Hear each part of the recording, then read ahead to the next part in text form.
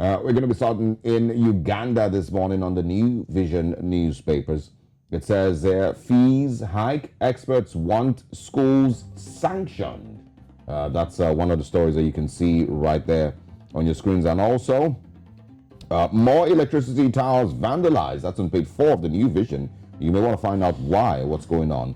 And of course, with regards to school, the fees hike, it says government schools raised tuition by 38%. That's on page 6 of the New Vision newspapers this morning. And then also Museveni and U.S. Undersecretary discuss continental issues. Of course, you remember that there was also some controversy at the U.S.-Africa summit with opposition members protesting and asking the U.S. to not invite Museveni, accusing him of being a dictator. But those are the ones. And of course, the Vision Group launches biggest education expo. That's also on the New Vision newspapers this morning. And finally, obituary on page 7, life and times of Sir Apollo Kagwa, schools proprietor. These are the stories that we can share this morning on New Vision in Uganda. All right, now let's head over to Zimbabwe and see the front page of the Newsday newspapers. The big story says 590 exam cheats nabbed, according to ZIMSEC, which is the Zimbabwe School Examinations Council. And we wonder what will be done to these 590 examination cheats that have been caught. Still on the front page of the papers, we have the big story, a mini story there. It says, fuel dealer reaches out to the less privileged on page 12. And government slept on duty. This is according to President Emerson Mnangagwa, who admitted yesterday that government has been sleeping on duty as far as developing the country's economy was concerned. Okay, first step, admission first. What next? That's a very important angle. Let's head over from Zimbabwe. That's all we can take this morning and see what's happening in Nigeria, looking at These Day newspaper in Nigeria. Well, this Nigerian newspapers actually. It says there 109 billion naira fraud. EFCC recovers 30 billion naira from suspended AGF. That's the major story that you can see on your screens there. It says secures 3,615 convictions to auction 150 fortified houses, remits 136 billion naira to federal government's recovered funds account in 7 months. And also, on this Nigerian newspapers, Adeleke Oyetola disagree over Oshun 407 billion naira debt. And this is one of the things that created a lot of conversations yesterday.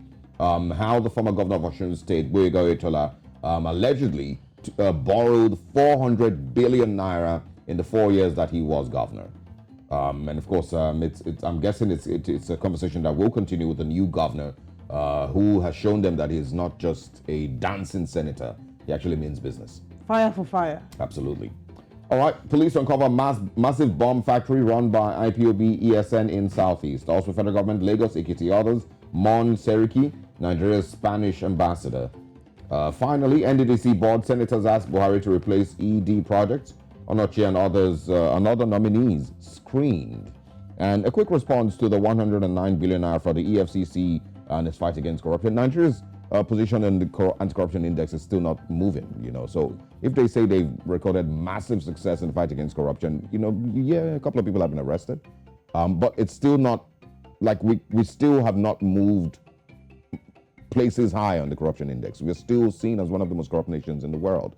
So I don't know that we can say that it has been a successful fight against corruption. Yeah, and many people will disagree in the sense that most times it seems that the corruption what they say is that the corruption that is being fought is the corruption of the poor, and that the rich are not really indicted as much as they should. I mean, it's something that African China had always sung about, talked about, one of his songs, I've forgotten the title of the song, but it said, poor man will steal, and he called a particular seasoning brand and said they show his face on crime fighters, but the rich man who steals money, his face isn't being seen. And that's the mentality that a lot of people have, that is selective conviction, selective trials. And, just like we talk about oil thefts, till today, we're not getting names, but they know the people who are involved in oil theft. It's organized crime. Yeah, I mean, so, listen, and I don't want to spend too much time on this, but the fight against corruption is not just arresting people. Yes. That's the job that the police and anti-corruption agencies must, carry out.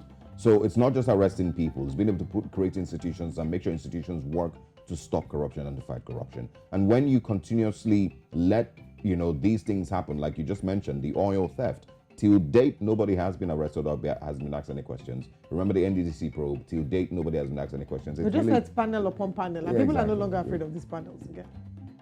Anyway, our final paper this morning is the Daily Trust newspaper, and on the front page of the Daily Trust, IPOB, food traders boycott, Southeast's northerners flee.